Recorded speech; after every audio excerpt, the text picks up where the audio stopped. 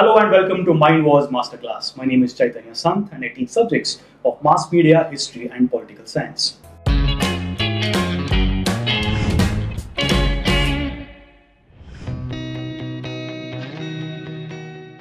So there's this one phrase that we use almost every day. We breathe the air of independence. We breathe the air of freedom. But what was the cost that we had to pay to achieve this freedom? This cost was 90 years of hard-fought struggle. The Britishers arrived, we were ruled by the colonial masters, and we wanted independence, we wanted freedom. As I said before, it took us 90 long years from the start of the struggle till the point when we attained independence in the year 1947. Now we talk of this word independence, or we talk of freedom. The Britishers essentially arrived in the year 1611. So what were the reasons for them to arrive over here, and how did the entire struggle start?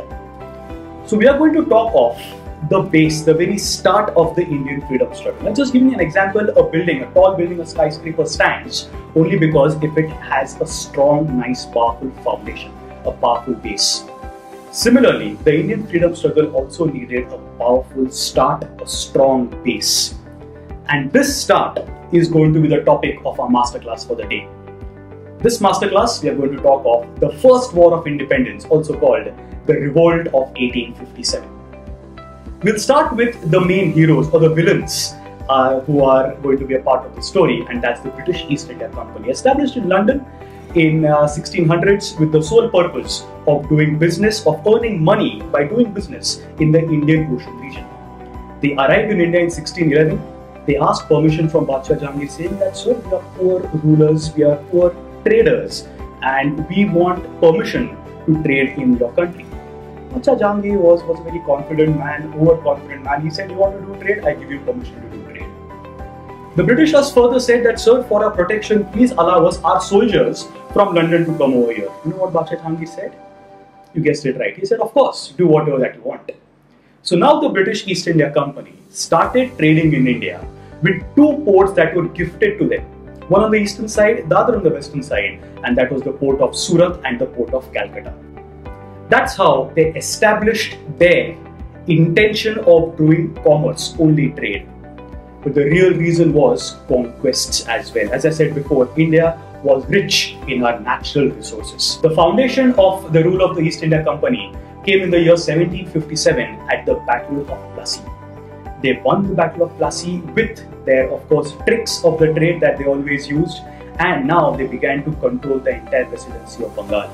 And this meant that the Britishers had now established their rule in almost the entire subcontinent. Arrived in 1611, 1757 Battle of Plassey, and by the end of the 18th century, beginning of the 19th century, the Britishers had become the masters of India, and their intention was commerce and conquests.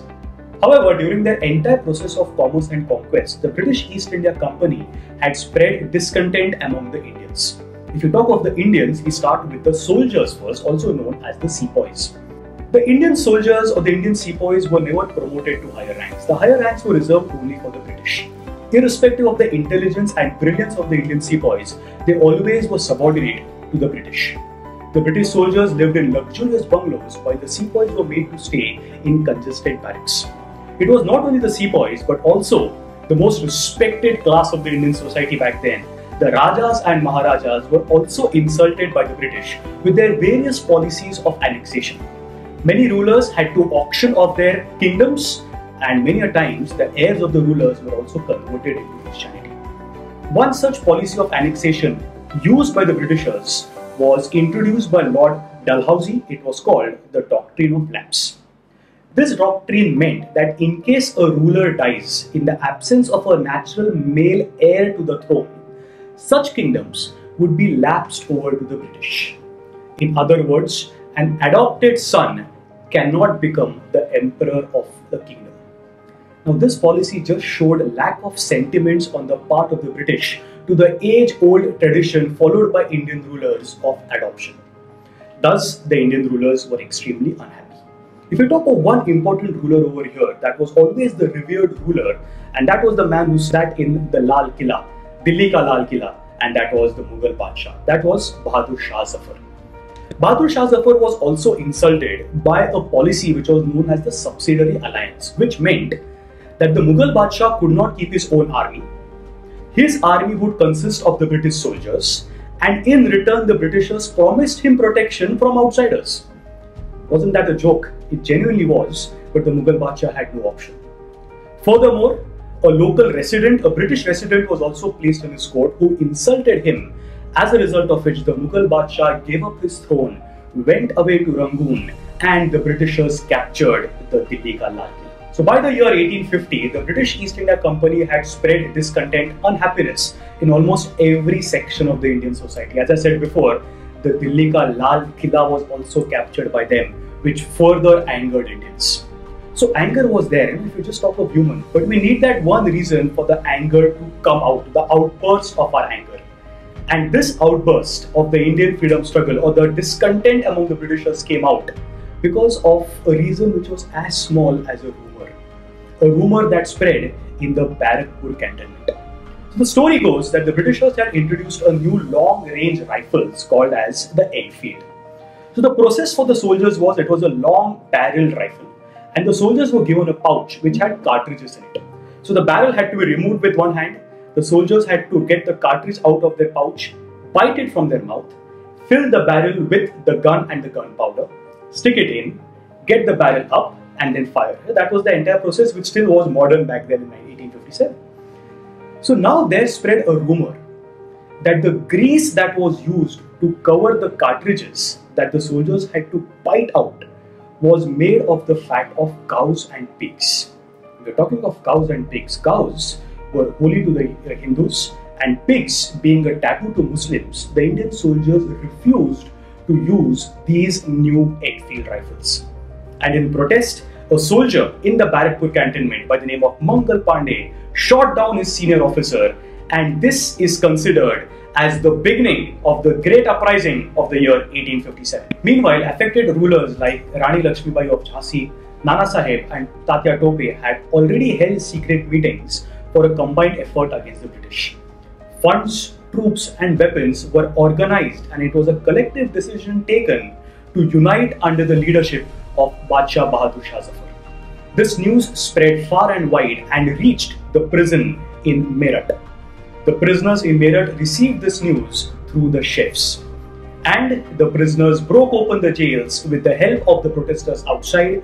They marched to the Delhi ka Lal Killa and proclaimed Bahadur Shah Zafar as their ruler. The decided date for this mutiny or this revolt to start was the 31st of May in the year of course 1857. However, this uprising started in Meerut on the 10th of May, forcing the other revolters and the other Rajas and Maharajas to join in before schedule. Within no time, this revolt spread far and wide into places like Lucknow, Kanpur, Jhansi, Agra, Orissa and many parts of central India. In the initial stages, it looked like the Britishers were on the defensive. Perhaps they were scared? Definitely not. They were waiting for the right moment to strike, and they were making effective strategies to curb the revolt. The first step taken by the East India Company was to march to the Lal Killa. They captured the Lal Killa and they sent Badshah Bahadur Shah Zafar into exile into Mandalay in Burma. His two sons and a grandson were put to death. With this, the East India Company ended an extremely glorious chapter of Indian history, and that was the Mughal dynasty. The Mughal dynasty was put to an end, and the Britishers now had captured the Lal Killa. The sepoys had captured the residency of Lucknow, which was recaptured by the British in March 1858. So Lucknow again was under the control of the British. Meanwhile, Nana Saheb, the son of ex-Peshwa Bajirao II, had led his forces in Kanpur.